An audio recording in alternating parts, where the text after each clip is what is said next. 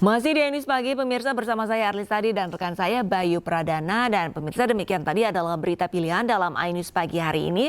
Kita lanjut ke informasi berikutnya, pemirsa, di mana diduga korsleting listrik sebuah toko di Kompleks Bisnis Center Kota Makassar, Sulawesi Selatan ludes terbakar. Ya, akibat peristiwa ini kerugian ditaksir mencapai ratusan juta rupiah.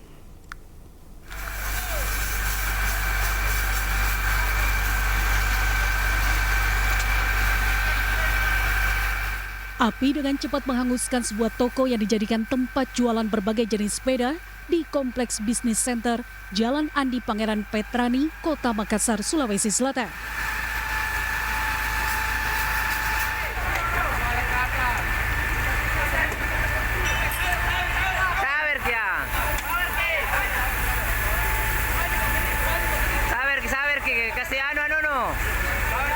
Banyaknya bahan mudah terbakar seperti ban sepeda yang terbuat dari karet membuat api dengan cepat membesar dan mengeluarkan asap hitam tebal dari balik ventilasi pagar bangunan ruko. Api baru dapat dipadamkan 3 jam kemudian setelah puluhan personil damkar diturunkan ke lokasi dan langsung memadamkan api dengan cara merusak kaca jendela. Ini yang terbakar satu ruko berlantai 4, cuma yang berdampak 2. Untuk kendala sementara tadi kita datang ke sini katakan tidak ada penghuni. Jadi sebenarnya kendala buka pintu rolling door-nya. Iya, kita mau akses masuk ke dalam karena api sudah di lantai 2 tadi, sudah besar. Tidak ada korban jiwa dalam peristiwa ini, namun kerugian ditaksir mencapai ratusan juta rupiah lantaran seluruh sepeda jualan dari berbagai merek ludes terbakar hingga menyisakan kerangka. Peristiwa ini masih dalam penyelidikan pihak kepolisian, namun dugaan sementara penyebab kebakaran terjadi akibat hubungan arus pendek listrik. Dari Makassar, Sulawesi Selatan, Yul Yusfin, iNews melaporkan. Kebakaran yang melanda Jalan Perintis Kemerdekaan Palembang, Sumatera Selatan. Diduga kebakaran berasal dari bengkel. Kebakaran Jalan Perintis Kemerdekaan. Jalan Perintis Kemerdekaan kebakaran. Kebakaran melanda sebuah rumah sekaligus bengkel di Jalan Perintis Kemerdekaan, Kelurahan Lawang Kidul, Kecamatan Ilir Timur 2, Palembang, Kamis pagi. Api dengan cepat membesar dikarenakan banyaknya material bengkel yang mudah terbakar. Petugas pemadam kebakaran dibantu warga berjibaku memadamkan api. 8 unit kendaraan pemadam kebakaran dikerahkan selama 1 jam lebih, api akhirnya berhasil dipadamkan. Angkat BK, Kak. Angkat BK. Angkat BK. Akibat kebakaran, 3 orang penghuni rumah meninggal dunia. Selain korban tewas, 3 orang penghuni rumah juga mengalami luka bakar. Diduga api berasal dari bengkel, sementara kepolisian setempat masih melakukan penyelidikan untuk menentukan penyebab pasti kebakaran. 3 meninggal dunia. 3 meninggal dunia ini terjebak di dalam. Iya, jadi untuk yang 3 terjebak di dalam rumah. Bu, untuk penyebabnya, Bu, sementara, Bu?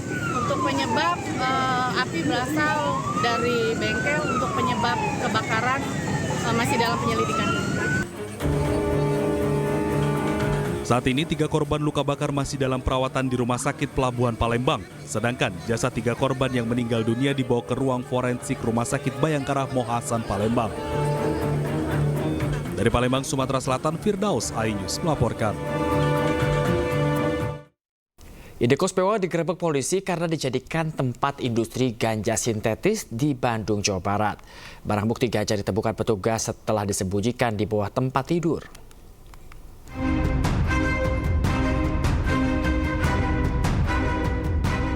Anggota Polres Cimahi menggerebek sebuah home industri pembuatan ganja sintetis di sebuah rumah indekos mewah di kawasan Dago Pojok, Kota Bandung, Jawa Barat.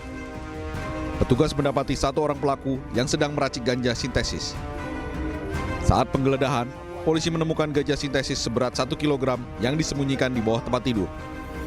Polisi juga menyita sejumlah alat produksi yang digunakan oleh pelaku. Saat diperiksa, pelaku mengaku belajar otodidak membuat ganja sintetis untuk dikirim ke sejumlah wilayah di Indonesia yang kini omsetnya mencapai puluhan juta rupiah. Kan kalau untuk bahan-bahannya yang bersangkutan itu memesan melalui JNE, kemudian yang bersangkutan meracik untuk tembakau sintetisnya di tempat ini, ya, di sebuah kos-kosan di daerah Dago Atas. Ya. Mereka racik sendiri, bahkan mereka itu memvideokan bagaimana cara meracik tembakau sintetis yang mereka perjualbelikan. Atas perbuatannya, tersangka dijerat pasal tentang narkotika dengan ancaman hukuman penjara seumur hidup. Dari Cimahi, Jawa Barat, Yuwono Wahyu, iNews melaporkan.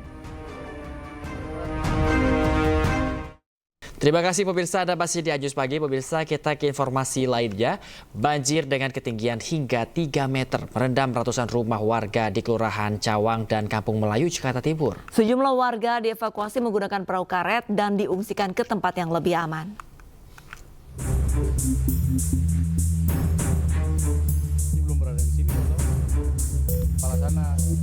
Permukiman padat penduduk di RT 15 dan RT 02 RW 03 Kelurahan Cawang, Kecamatan Kramat Jati, Jakarta Timur terendam banjir dengan ketinggian mencapai lebih dari 3 meter.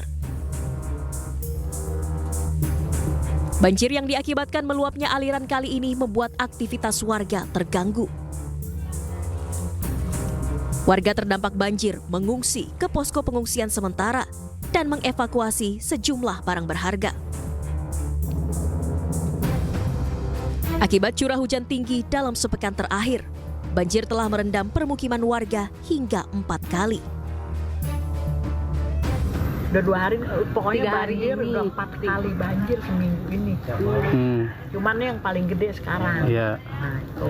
Di banjirnya datang jam berapa nih? Kalau malam datang dari masih sore ya, ada jam 5-an udah datang, jam 5-an udah datang banjir. Banjir juga merendam ratusan rumah warga di Kelurahan Kampung Melayu, Kecamatan Jatinegara, Jakarta Timur. Dengan ketinggian air mencapai 3,5 meter pada Kamis pagi. Tingginya permukaan air yang terus bertambah membuat warga, terutama balita dan lanjut usia, dievakuasi dari dalam rumah menggunakan perahu karet. Warga mengungsi di Sekolah Dasar Negeri 01 Kampung Melayu dan mengevakuasi barang-barang berharga miliknya hingga debit air surut. Kawasan Kebonpala merupakan daerah yang kerap dilanda banjir pada musim penghujan. Warga berharap bantuan dari pemerintah di posko pengungsian sementara. Dari Jakarta, Rizky Falufi, iNews melaporkan. Pemirsa, seorang pemuda menjadi bulan-bulanan saat perayaan HUT Persija ke-96 di Bundaran Hotel Indonesia, Jakarta. Polisi kesulitan evakuasi korban lantaran banyaknya supporter yang ingin menghakiminya.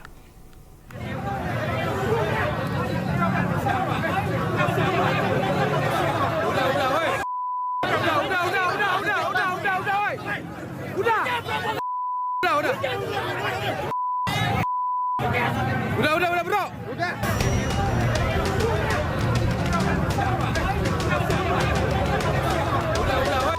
Keributan terjadi di tengah puluhan ribu supporter Persija Jackmania yang merayakan HUT Persija Jakarta ke-96 di Bundaran Hotel Indonesia, Menteng, Jakarta Pusat. Tanpa diketahui penyebabnya, seorang pemuda menjadi bulan-bulanan supporter. Bahkan polisi yang berusaha melerai sempat kesulitan lantaran banyaknya supporter yang ingin menghakimi pemuda tersebut. Diduga keributan hanya dipicu salah paham. Guna mencegah keributan meluas, polisi meminta supporter membubarkan diri dan kembali ke rumah masing-masing. Sebelumnya puluhan ribu Jackmania tumpah ruah sambil menyalakan flare dan kembang api di Bundaran Hotel Indonesia. Aksi ini biasa dilakukan setiap tanggal 28 November untuk merayakan hari ulang tahun Persija. Dari Jakarta, Radi Sanjaya, iNews melaporkan. Dalam konferensi pers terkait tewasnya pelajar Semarang GR berusia 17 tahun, pihak kepolisian menghadirkan 4 tersangka anggota gangster yang bertikai yang menjadi penyebab penembakan yang dilakukan Aibda R pada Minggu dini hari lalu. Dalam rilis itu diperlihatkan sejumlah video seperti tersangka M berusia 20 tahun merekam kejar-kejaran di jalanan dengan membawa celurit. Polisi juga menampilkan sejumlah senjata tajam yang diamankan sebagai barang bukti. Sementara itu Polda Jawa Tengah telah menahan Aibda R, oknum polisi pelaku penembakan seorang siswa SMK Negeri 4 Semarang. Atas nama R itu sudah dilakukan proses pemeriksaan oleh Propam Polda Jawa Tengah. Yang bersangkutan saat ini dalam penahanan atau penempatan khusus selama 20 hari dalam rangka proses penyelidikan. Selain ditahan, Aibda R yang merupakan anggota Satres Narkoba Polrestabes Semarang juga akan disidang secara internal. Pelaku dianggap melakukan excessive action atau tindakan berlebihan karena menembak dengan senjata organik yang dia bawa. Dari hasil pemeriksaan sementara, pelaku melanggar pasal 338 dan 351 KUHP tentang menghilangkan nyawa orang lain. Dari Semarang, Jawa Tengah, Kristadi, iNews melaporkan. Pemirsa, angin kencang mengakibatkan 8 pohon tumbang di wilayah Mojokerto, Jawa Timur. Akibatnya, 2 pengendara motor tertimpa dan menderita luka-luka.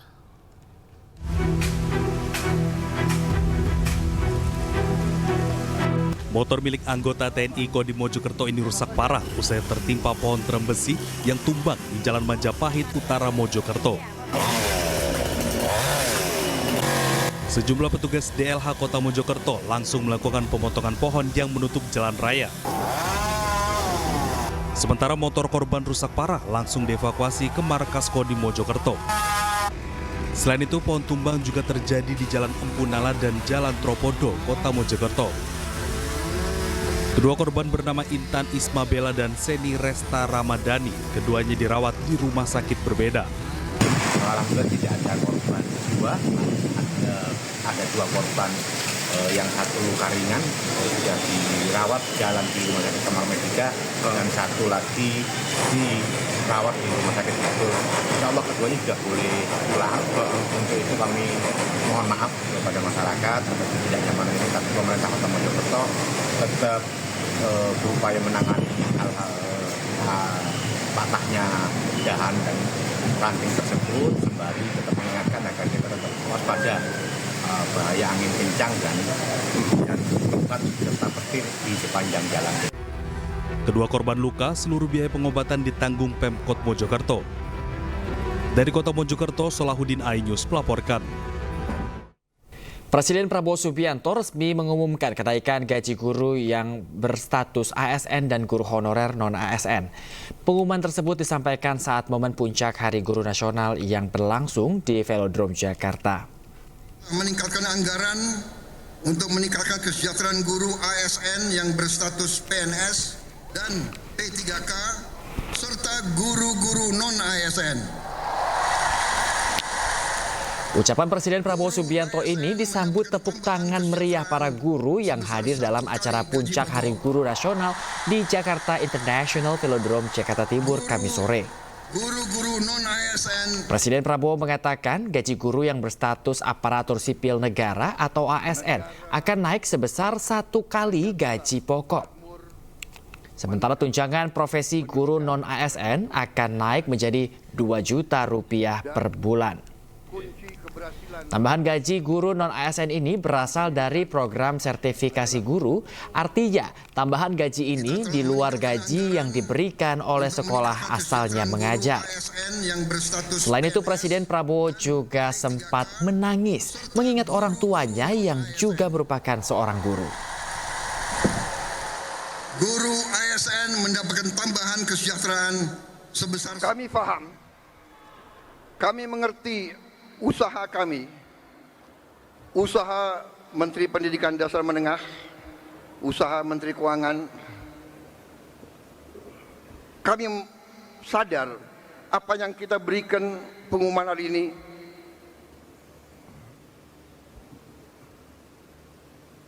belum yang saudara-saudara perlukan. Tapi ini adalah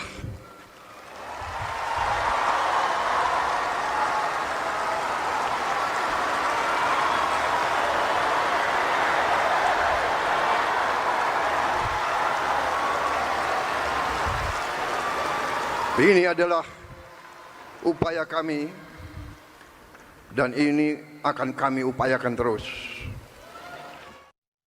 Sementara itu pemirsa, para petani yang dikategorikan miskin di seluruh Indonesia akan mendapatkan bantuan pupuk jenis urea sebesar 10 ton per bulannya. Program ini adalah bagian dari visi ketahanan pangan yang dicanangkan Presiden Prabowo Subianto. Gerakan Solidaritas Nasional bersama salah satu produsen pupuk jenis urea akan mendistribusikan puluhan ton pupuk gratis setiap bulan kepada para petani di seluruh Indonesia. Selain membantu petani Indonesia, kerjasama ini untuk mendukung program Presiden Prabowo di bidang pertanian dan pengentasan kemiskinan. Gerakan Solidaritas Nasional akan bekerja sama dengan perangkat desa dalam mendata petani yang berhak mendapatkan pupuk gratis. Dan pupuk jenis pupuk yang dibutuhkan itu pupuk seperti ini. Nah, ini ada gratis. Gratis sebulan 70 juta coba. Ini kalau nggak ada batasnya kan kami GSN bisa membantu setiap desa setiap bulan 70 juta. Akan kami berikan dulu pada petani miskin. Jadi ini karena kenapa dibutuhkan? Karena ini pupuk pertumbuhan. Jadi untuk tanaman bisa tumbuh itu butuh nitrea atau urea. Kegiatan menanam pohon gencar dilakukan untuk mengurangi emisi karbon. Ya, menanam satu pohon memiliki banyak manfaat untuk generasi kita mendatang.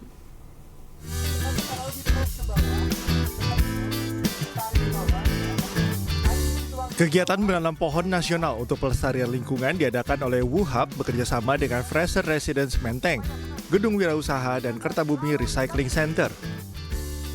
WUHAP Coworking Space yang telah berdiri selama 7 tahun berperan aktif dalam pengembangan bisnis dan UMKM di Indonesia menggelar program Corporate Social Responsibility berupa penanaman mangrove untuk mendukung pengurangan emisi karbon.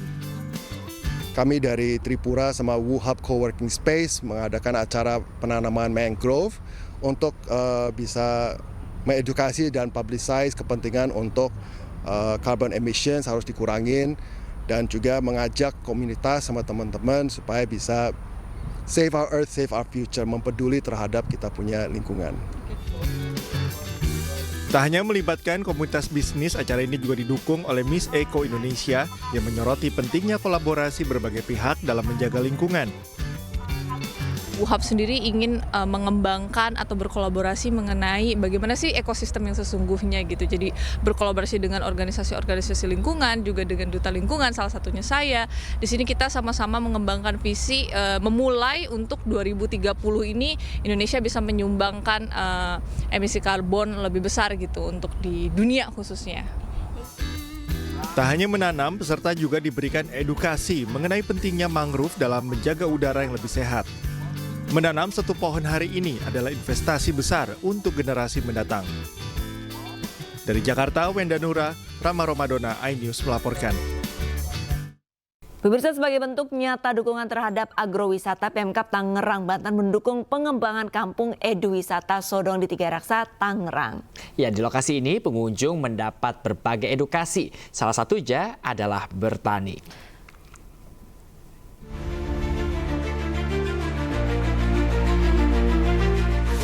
Selamat datang di Kampung Eduwisata Sodong, sebuah destinasi edukasi dan wisata yang terletak di Desa Sodong, Kecamatan Tiga Raksa, Kabupaten Tangerang.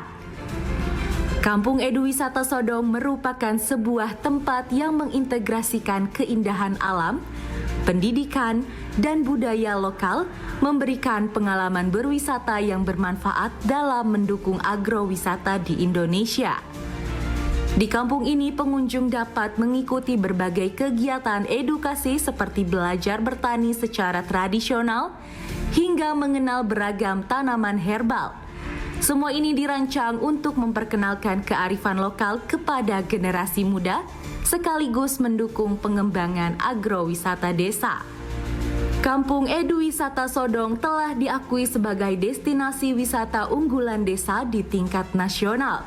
Hal ini ditandai dengan kunjungan kerja Menteri Desa, Pembangunan Daerah Tertinggal dan Transmigrasi Yandri Susanto pada 13 November 2024. Dalam kunjungannya, ia juga meresmikan Eduwisata Desa Sodong sebagai salah satu pilot proyek untuk pembangunan desa wisata. Terus akan bergerak dari desa ke desa, dari berbagai wilayah Indonesia. Hari ini saya ke Desa Sodong, Kabupaten Tangerang. Melihat potensi desa di sini luar biasa, tanah bentuknya yang sangat potensi. Nah, tadi saya sudah minta potensi yang ada dimaksimalkan. Nama saya Sahroji, salah satu penggiat dari wilayah Eduwisata ini. Kami mengajak para petani untuk bareng-bareng mengelola lahan seluas 6 hektar. Kebetulan di sini kami ada tanaman terong, cabai, jagung, dan juga kacang panjang, sejenis tanaman sayur-sayuran. Ada juga ya kayak semacam kangkung, tomat gitu. Kebetulan memang di sini mah diplot untuk sayur-sayuran gitu. Dan memang juga ada singkong lah di belakang.